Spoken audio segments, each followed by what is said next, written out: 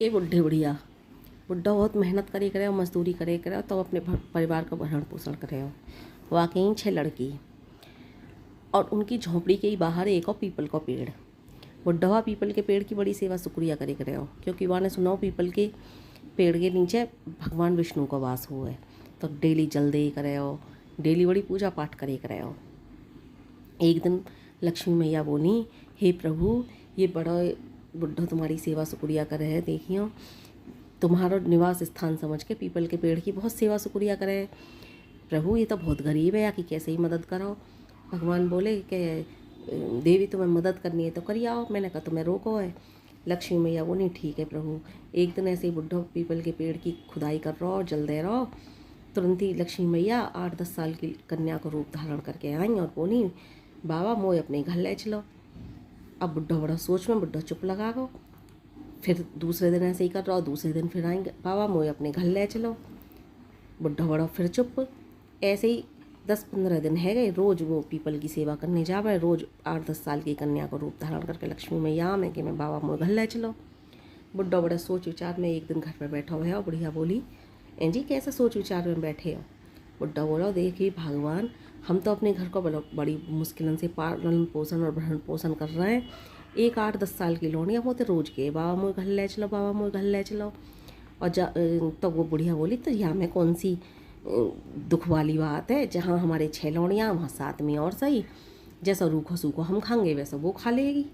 ये कह के दई तो बुढ़ा बड़ा खुश हुआ और लौंडिया अपने घर ले आयो। वादन बुढ़े को अपना नाच देखने बाजार जानो तो देखो तो आके तो बुढ़े की तो चौगुनी तरक्की भाई। बुढ़ा बड़ा खुश भयो कि ये कैसा चमत्कार, आज तो मेरी बड़ी तगड़ी तरक्की भई है। आके बुढ़िया दे बोला, आज तो बड़ी भाग्यवान, बहुत तगड़ी तरक्की भई है, चल कुछ खाने पीने को बना ले। बुढ़िया खाना बनाने को चली तो वो लौंडिया बोली, अम्मा आज खाना मैं बनाऊंगी। बुढ़िया बोली, ए बेटा तू तो नेक सीसी है बिल्कुल, तू कैसे खाना बना लेगी, तेरे हाथ पैर जल जाएंगे। और तू यूँ मत सोच, मैंने तू ऐसे ही रखी है, मैंने तू अपनी धर्म की बेटी मान के रखी है कि ना अम्मा खाना तो आज मैं ही बनाऊंगी। ज़बरदस्ती लक्ष्मी मैया खाना बनाने चली गई। अब जब लक्ष्मी मैया ने खाना बनाया, 36 प्रकार के भोजन बनाए, लक्ष्मी मैया ने बड़ा शानदार पकवान बनाया।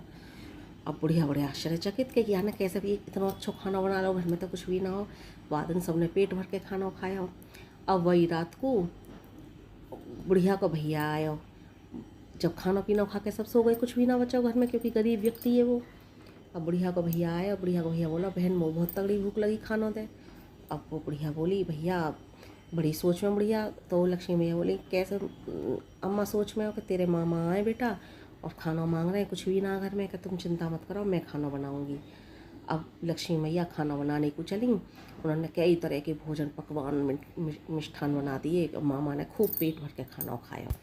अब जैसे ही रात भई लक्ष्मी मैया वहाँ से जाने लगी तो वो बोला, पड़ोसी बोला, तुम बेटा कहाँ जा रही है, जगह भयो पड़ोसी। तो बोली, मैं तो दरिद्रता दूर करने आई, तुम्हें करवानी है तुम करवा ले, बाकी झोंपड़ी की तरफ देखो वो भी सोने चांदी की बन गई। बुढ़िया को भी धन धान्य से भंडार भर गो।